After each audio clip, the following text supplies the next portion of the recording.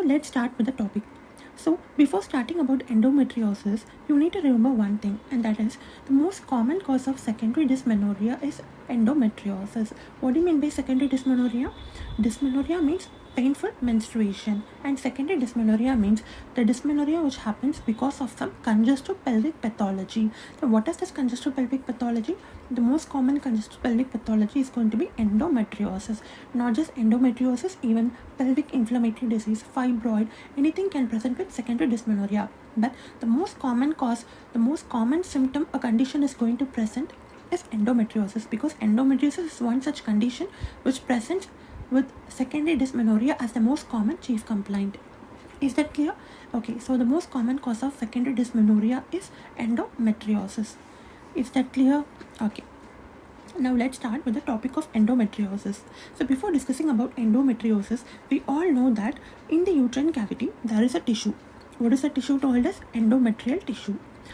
The endometrial cells are actually present in the lining of the uterine cavity, and these endometrial cells together make up the endometrial tissue. This endometrial tissue is actually composed of endometrial glands and stroma. So every month when a female is going to experience menstrual cycle, it is actually this endometrial tissue which is getting shed off in the form of menstrual blood. So now what is endometriosis? So we know that endometrium is nothing but the tissue which is present in the uterine cavity. Now what is endometriosis? Endometriosis means the endometrial tissue, which is actually supposed to be present in the uterine cavity, is present at some other location other than the uterus. So if it is going to be present at some other location other than the uterine cavity, it is termed as ectopic endometrial tissue, because ectopic means abnormal location, right? See, the normal location is the uterine cavity. The abnormal location is now the part other than the uterine cavity where it is getting implanted. So if this endometrial tissue, which is supposed to be present in the uterine cavity, is going to be present at any other abnormal location other than the uterine cavity, it is termed as ectopic endometrial tissue. Now this ectopic endometrial tissue, which is going to get implanted at any other location other than the uterine cavity, let's say for example it is getting implanted in the ovary, right? This ectopic endometrial tissue is getting implanted in the ovary. Since this endometrial tissue is actually hormonally active, this endometrial tissue being implanted at any other site other than the uterine cavity, it is going to generate an inflammation. So inflammatory response is going to happen at any other site which is getting accumulated with the endometrial tissue. So this endometrial tissue actually generates an inflammatory kind of response in wherever location it is getting implanted. So here the examination we have taken is ovary. So if this endometrial tissue is getting accumulated in the ovary, it will generate an inflammation there. So because of this inflammatory response, there is going to be inflammation of this endometrial tissue, which is termed as endometriosis. We all know that anything which ends with SIS is inflammation. So it is actually the inflammation of the endometrial tissue which is getting implanted at an ectopic location other than the uterine cavity. Is that clear? Yes. So the ideal definition is ectopic implantation of the endometrial tissue. So since this endometrial tissue is getting implanted at any other site other than the uterine cavity, it is going to generate an inflammatory response. And the most important thing is that we all know that this endometrial tissue is hormonally active, right? Why it is hormonally active? Endometrial tissue is hormonally active because we all know that in the cycle, in the menstrual cycle, there is 28 days. In the first 14 days, estrogen is the hormone which is going to come into play. What is the function of estrogen? Estrogen is going to proliferate the endometrial tissue. Now, what is the function of progesterone in the second half of the cycle? It is going to support this endometrial tissue. And towards the last period of the menstrual cycle, since the progesterone level is going to decrease as the corpus luteum is going to get degenerated, the levels of progesterone will fall. So when the levels of progesterone is going to fall, the support to the endometrium is getting lost and the endometrium is getting shed off in the form of menstrual blood, and that is termed as menstruation, which is happening cyclically in every female, right? So since this endometrial tissue is hormonally active, upon acted by the estrogen and progesterone, even if this endometrial tissue is going to be present at any other location other than the uterine cavity, every month, since it is hormonally active, every month menstruation is going to happen from that endometrial tissue which is present at some other ectopic location, right? So we'll discuss about that later. But now, is that clear? Endometriosis is all about ectopic implantation, and this ectopic implantation of this endometrial tissue is actually hormonally active, right? It is hormonally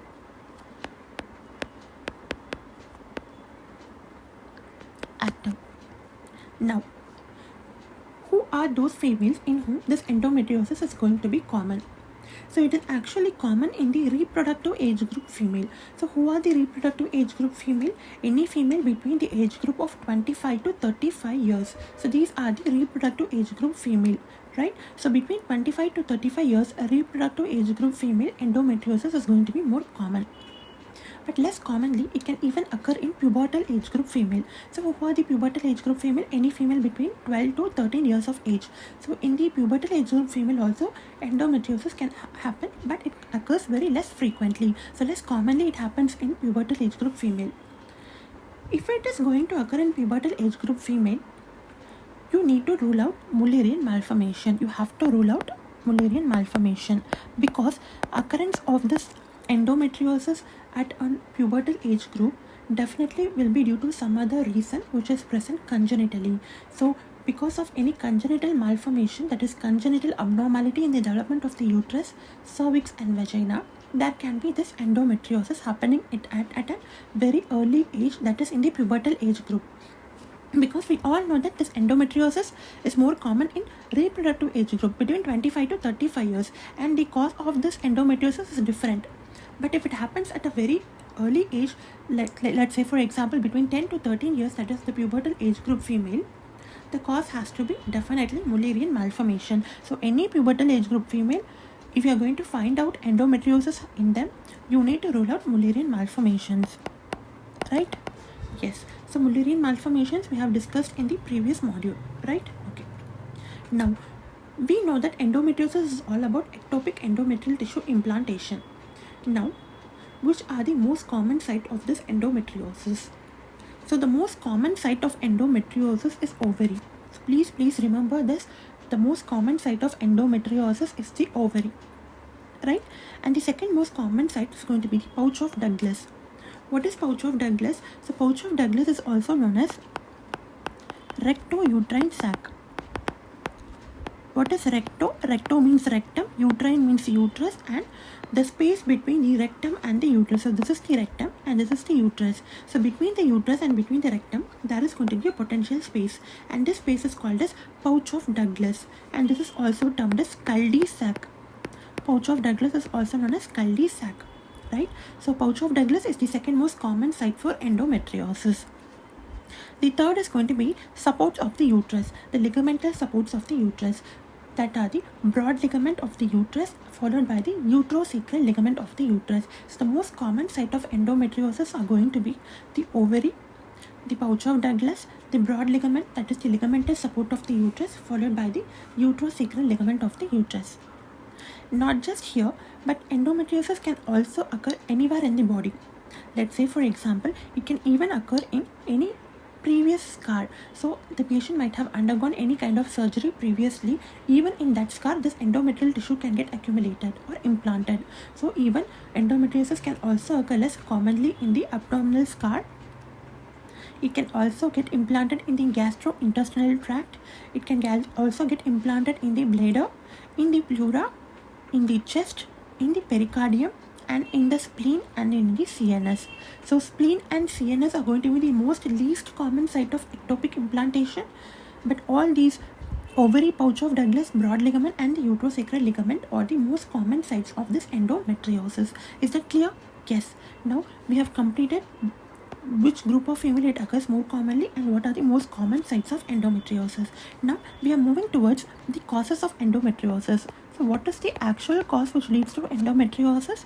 So there are various theories which have been given by various scientists, right? So these persons have given various theories for this endometriosis. So what are the actual causes of this endometriosis? So there are, most importantly, there are three theories.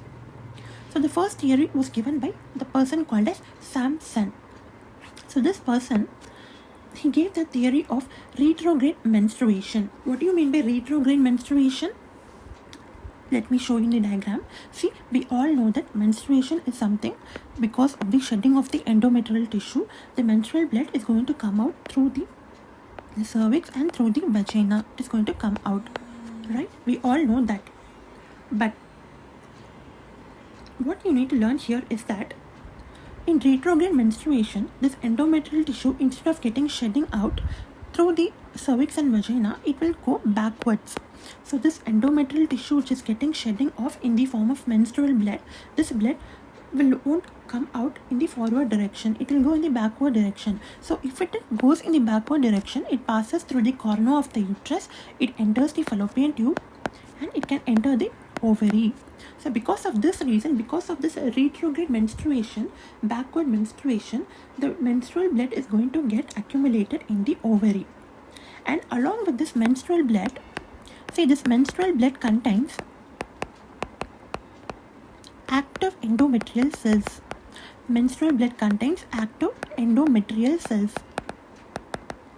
So since these active endometrial cells are present in the locations such as ovary, every month when the menstruation is going to happen, since these endometrial tissue is hormonally active, the menstruation is going to happen from this endometrial tissue which has been ectopically implanted in the ovary.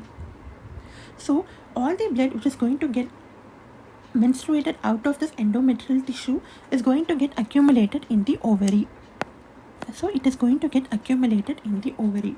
So as the period progresses, the size of the ovary is also going to get enlarged.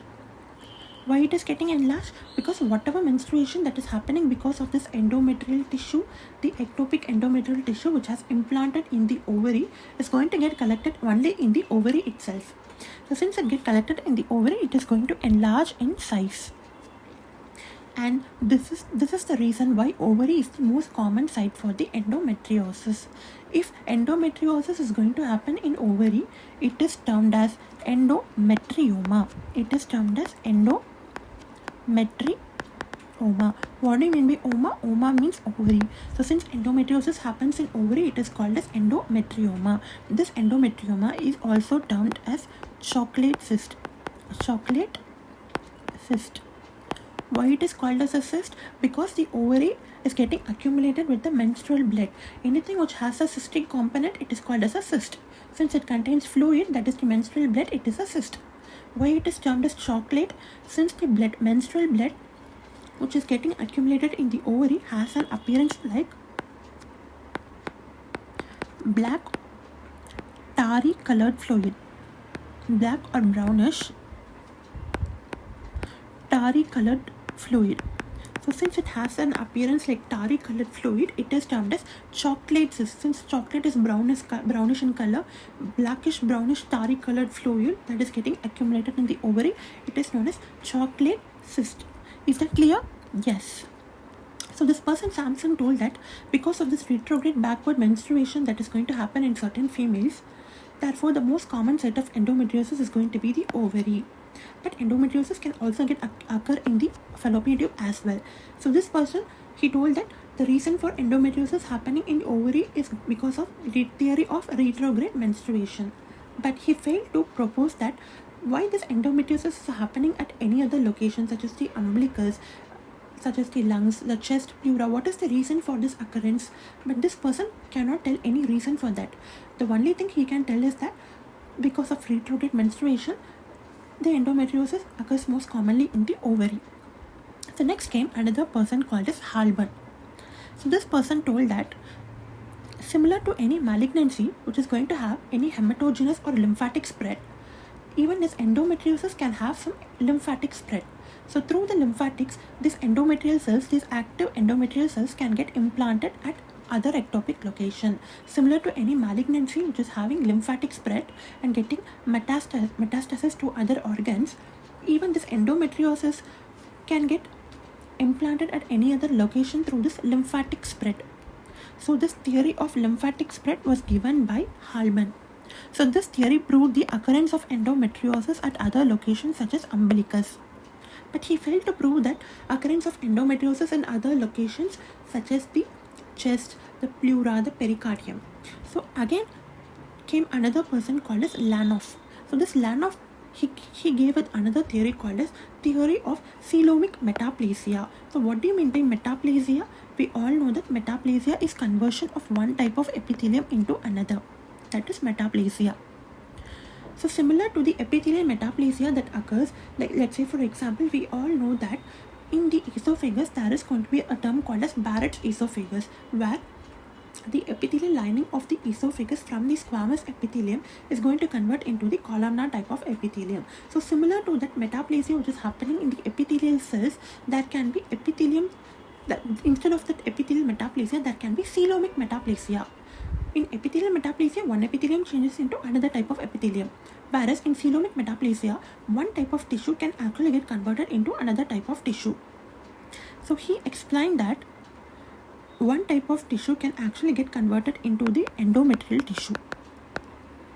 Is that clear? One type of tissue can actually get converted into another type of tissue, that is metaplasia, that is coelomic metaplasia, where any tissue in the body can get converted into this endometrial tissue. So he then proposed the occurrence of this theory of coelomic metaplasia in the lungs. So he proved the occurrence of endometriosis in lungs. So there are various theories such as the Sampson's theory of retrograde menstruation, Halburn theory of lymphatic spread, which explains the occurrence of endometriosis in umbilicus and any other distant sites like the lungs, this Lanoff theory of coelomic metaplasia. So there are various theories which explains endometriosis. The most common theories are Sampson's, Halburn and Lanoff's theory. Is that clear? Okay. Now we discussed what is endometriosis, in what age group female it occurs most commonly, right? And we also discussed the theories of this endometriosis and what are the most common signs of endometriosis. Now let's start with the signs and symptoms of endometriosis. So what are symptoms and what are signs? Symptoms are the chief complaint with which the patient is going to come to you.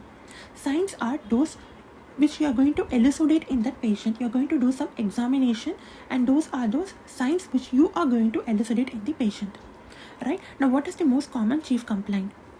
So as I discussed earlier itself, the most common chief complaint is going to be secondary dysmenorrhea, where the patient will be complaining of severe pelvic pain. That will be severe chronic pelvic pain, pelvic pressure kind of pain the patient will be experiencing. And why does this pain happens? This pain happens because we all know this endometrial tissue is getting ectopically implanted. Since it is getting ectopically implanted, the endometrial tissue can actually get adhered or it can get glued to the surrounding pelvic structures. Since it gets attached to the surrounding pelvic structure, because of this adherence or gluing effect, there can be severe pain the patient is experiencing. So the most common symptom is going to be secondary dysmenorrhea, followed by dyspareunia. What is a dyspareunia? Dyspareunia means pain during intercourse. So whenever the patient is going to have intercourse with her partner, the patient is going to experience severe pain, right? So pain during intercourse is termed as dyspareunia, right? And following these symptoms, the most common symptom next is going to be infertility. Why infertility is the most common symptom? Because we all know that for the proper implantation of the blastocyst in the endometrial cavity, endometrium is very important. Endometrium has to be prepared in the form of decidua. If this endometrium is not going to be prepared, then implantation can't happen properly. So for the proper implantation, endometrial tissue has to be present in the uterine cavity. If this endometrial tissue is going to be ectopically located, then therefore the patient will complain of infertility. Is that clear?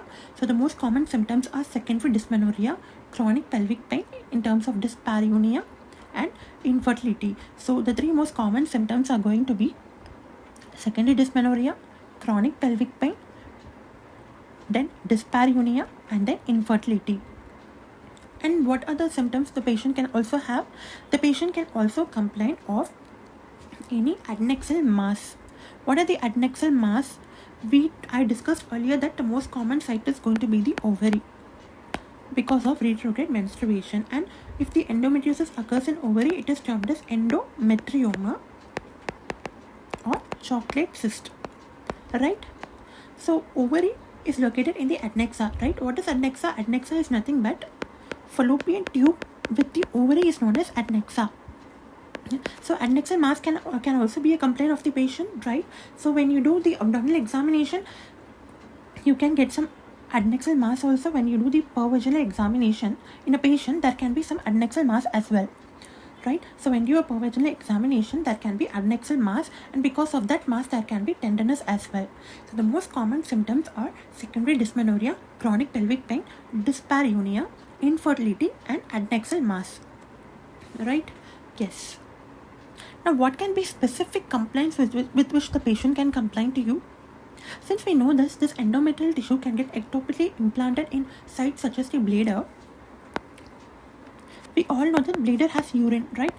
Bladder is filled with urine.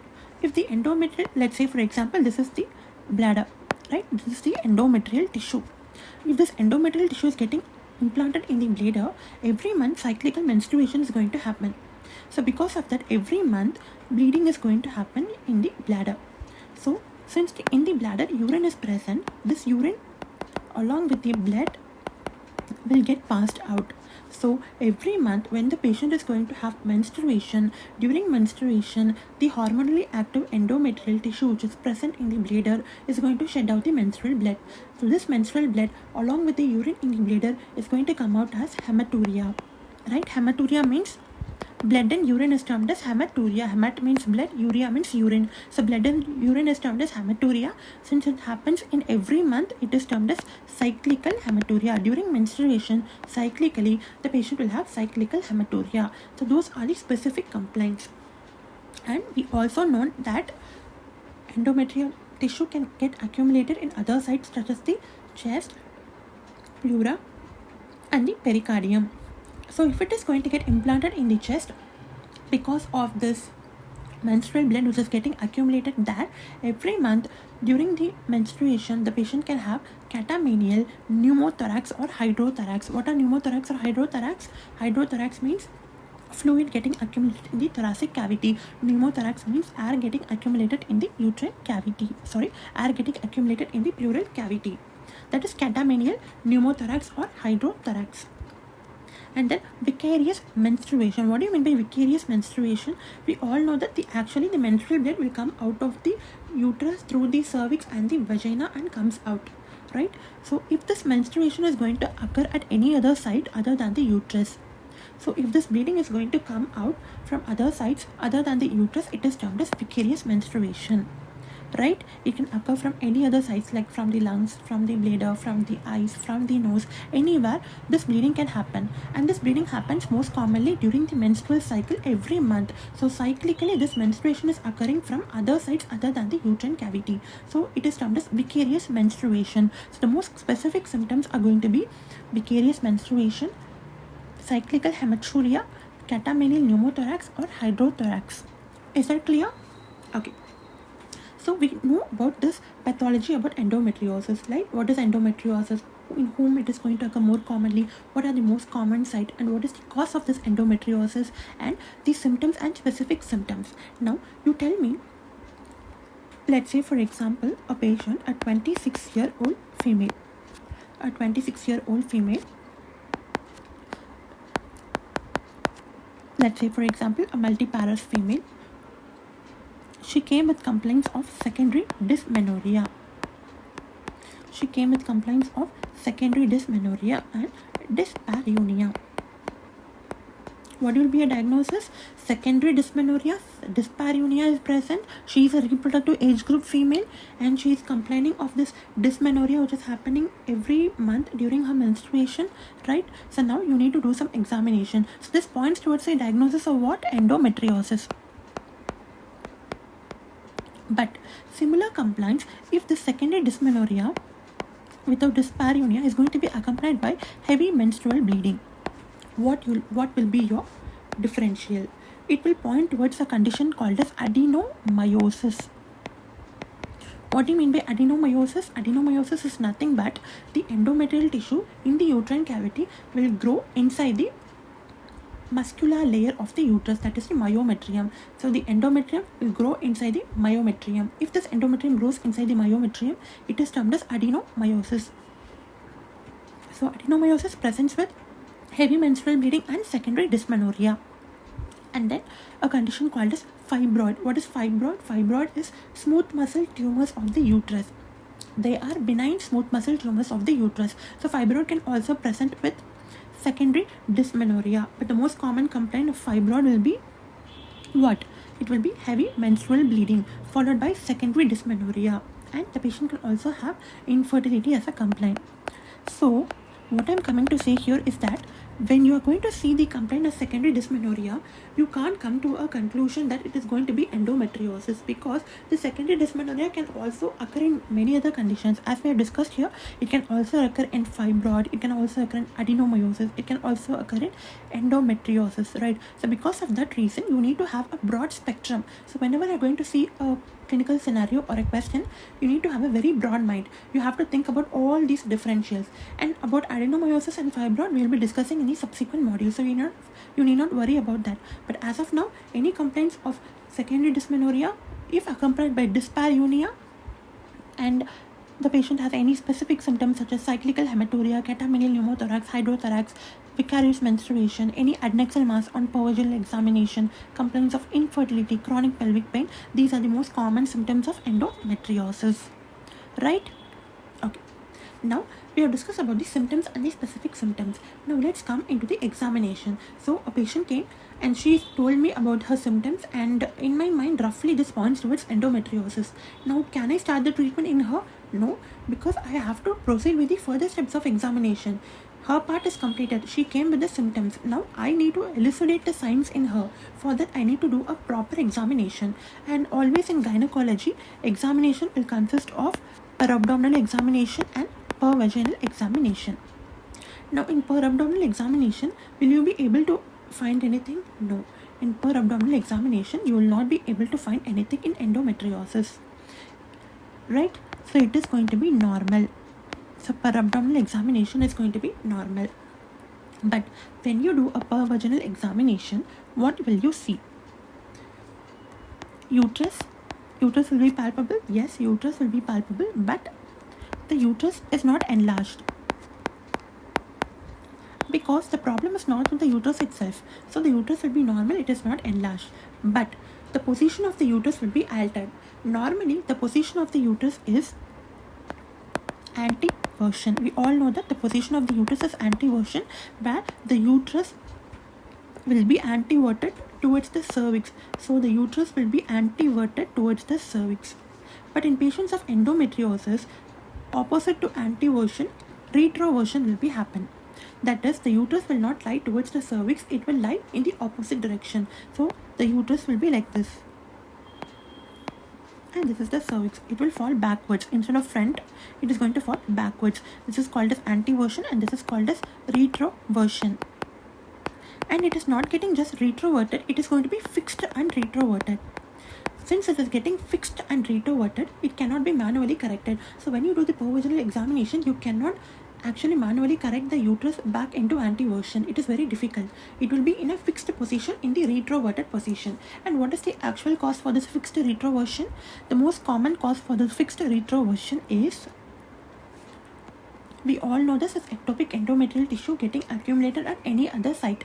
This endometrial tissue can get adhered or glued to the surrounding pelvic structures. So since it gets attached to the surrounding pelvic structure, it cannot be anteverted, it gets retroverted. Because of this attachment to the surrounding pelvic structure, it gets fixed and retroverted. Right? So fixed retroverted uterus means endometriosis. So in any clinical scenario, if you're going to see fixed retroverted uterus which cannot be manually corrected, that is going to be endometriosis. And will the uterus be tender? No, the uterus is not enlarged and the uterus is non-tender.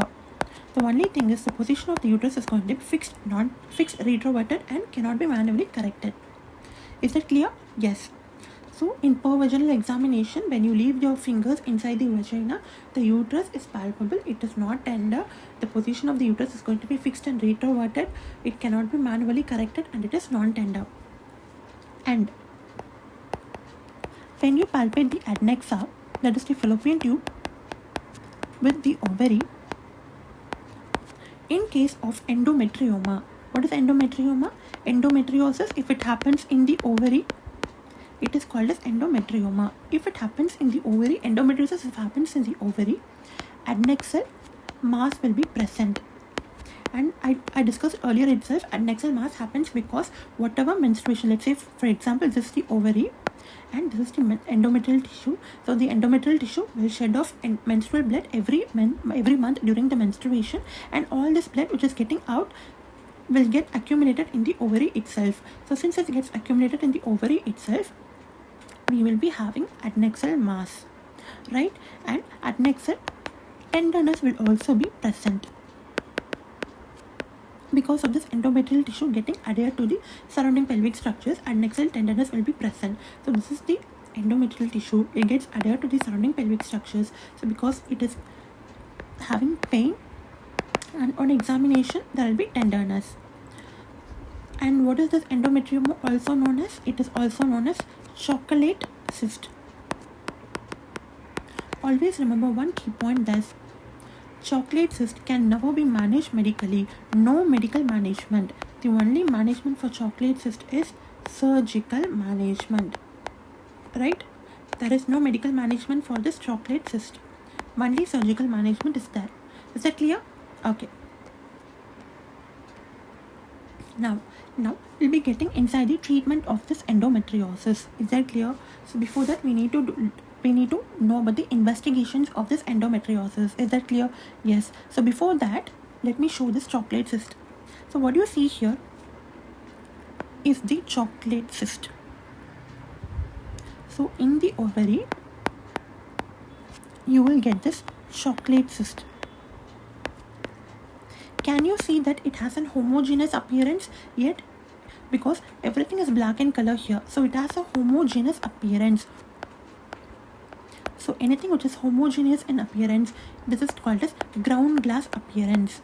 Ground glass appearance. So anything homogeneous is termed as ground glass appearance. So homogeneous internal echoes, it has a ground glass appearance, it is in the ovary, it is a chocolate cyst. And you need to measure the diameter of this chocolate cyst. Now can someone tell me what is this investigation? This investigation is an ultrasound. Is that clear? Yes. In ultrasound only you can find out this chocolate cyst. Okay. So now let's get with the investigations. So investigation is very important, right? So now let's get with the investigations.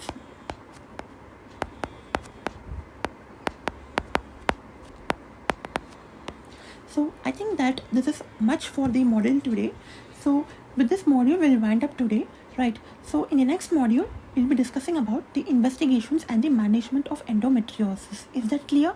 Because I want all the modules to be very small and it has to be very concise so that you will be able to recall it later also. I don't want any module to be much duration, more than 50 minutes, more than 40 minutes. I want it to be around 30 to 40 minutes. Okay, so let's discuss in the next module about the investigations and the management of endometriosis, right? Okay, please keep studying, please keep revise about this endometriosis so that in the next module it will be very easy for you about the investigations and management, right? Thank you.